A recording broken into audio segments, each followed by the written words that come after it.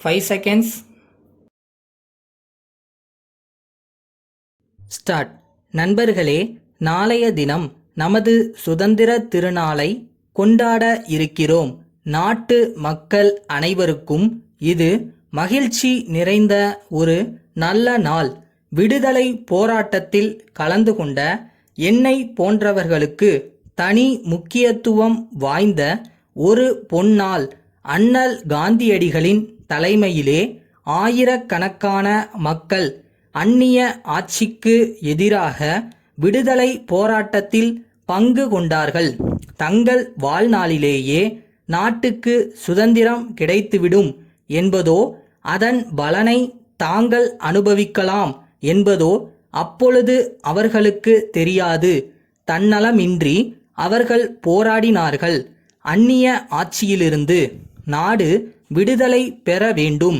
தன்னுடைய விதியை அது தானே நிர்ணயித்து கொள்ள வேண்டுமென்பதற்காக இளைஞர்களும் முதியவர்களும் ஆண்களும் பெண்களுமாக பல்லாயிரக்கணக்கான மக்கள் போராடினார்கள். அவர்களது தன்னலமற்ற அந்த உணர்வு உலகத்தின் பாராட்டுதலை பெற்றது.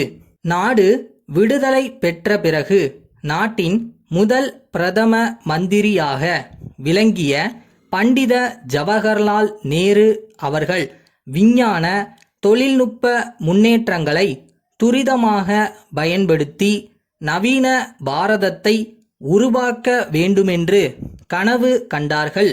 அவர் எண்ணிய திட்டங்கள் சில அவர் காலத்திலேயே அமைய பெற்றதைக் கண்டு அவர் மன நிறைவு பெற்றார்.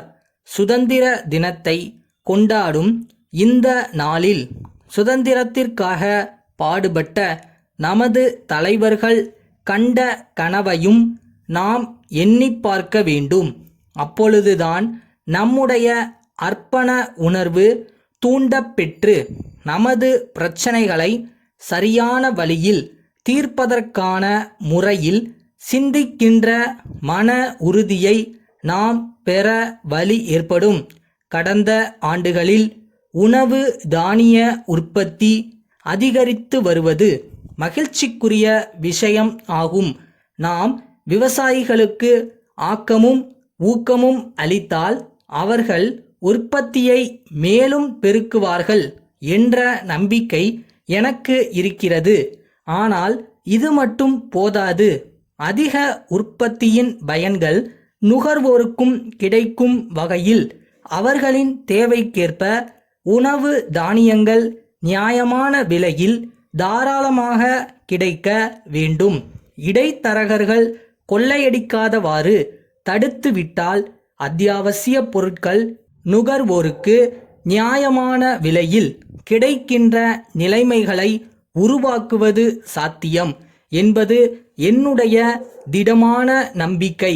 உடனடி தேவைகளை சமாளிப்பதற்காக உணவு தானியங்கள் இறக்குமதி செய்யப்பட்டாலும் நிரந்தரமாக இந்த பிரச்சனைகளை சமாளிக்க வேண்டுமென்றால் விவசாய உற்பத்தியை மேலும் பெருக்குவதுதான் வழி என்பதை தெரிவித்து கொள்கிறேன். இதற்கு தடையாக இருப்பவைகளை அகற்றிவிட்டு தொழில்துறை உற்பத்திக்கு தேவையான இடு பொருட்கள் உழைப்பு ஆகியவற்றை நாம் திறமையாக கையாள வேண்டும் என்று கேட்டுக்கொள்கிறேன். நாட்டிலுள்ள பெரும்பாலான மக்களின் வாழ்க்கை தரத்தை உயர்த்த வேண்டுமென்பதே நம் நோக்கமாகும். அனைவரும் ஒன்றுபட்டு உழைத்தால் மக்களின் வாழ்க்கை தரம் முன்னேற்றம் அடையும். வீண் வாதங்களில் நேரத்தை போக்காமல் ஒன்றுபட்டு உழைக்குமாறு கேட்டுக்கொள்கிறேன். பழனி அடிவாரம் பாரதி நகரில் உள்ள சிங்காரம் சகோதரர்கள் உதகை நகர சபை அங்காடியில் உள்ள துரைராஜ் கூட்டமைப்புக்கு எழுதும் கடிதம். அன்புடையீர், வணக்கம். தங்கள் கடிதம் கிடைத்தது. நாங்கள் அனுப்பியிருந்த காசோலை எதிர்பாராத விதமாக வங்கியிலிருந்து திருப்பி அனுப்பப்பட்டு அதனால் தங்களுக்கு ஏற்பட்ட அசௌகரியத்திற்காக மன்னிப்பு கோருகிறோம். ஏன் இவ்வாறு ஏற்பட்டது என்ற உண்மை நிலையை விளக்க வேண்டியது அவசியமாகிறது. வங்கியில் எங்கள் கணக்கில் எவ்வளவு தொகை இருக்கிறது என்பதை அறிந்து கொள்ளாமல் தங்களுக்கு 1000 ரூபாய்க்கான காசோலையை அனுப்பிய அதே நாளில் வேறொருவருக்கும் அதே தொகைக்கான காசோலையை அனுப்பிவிட்டோம். அந்த காசோலை வங்கியால் ஏற்றுக்கொள்ளப்பட்டு தங்களுக்கு அனுப்பியது திருப்பி அனுப்பப்பட்டு விட்டது. இது குறித்து தாங்கள் கடுமையான வார்த்தைகளில் கடிதம் எழுதியிருக்கிறீர்கள். எங்கள் தவறை நாங்கள் ஒத்துக்கொள்கிறோம். இத்துடன் 1000 ரூபாய்க்கான இந்தியன் வங்கி வரைவு ஒன்றினை அனுப்பியுள்ளோம். இதனை பெற்றுக்கொண்டதற்கான விவரத்தை தயவு செய்து தெரிவிக்கவும். கூடிய வரையில் ஒவ்வொரு மாதமும் முதல் வாரத்தில் தங்கள் கணக்குகளை சரி செய்து விடுகிறோம். தங்கள் நம்பிக்கையுள்ள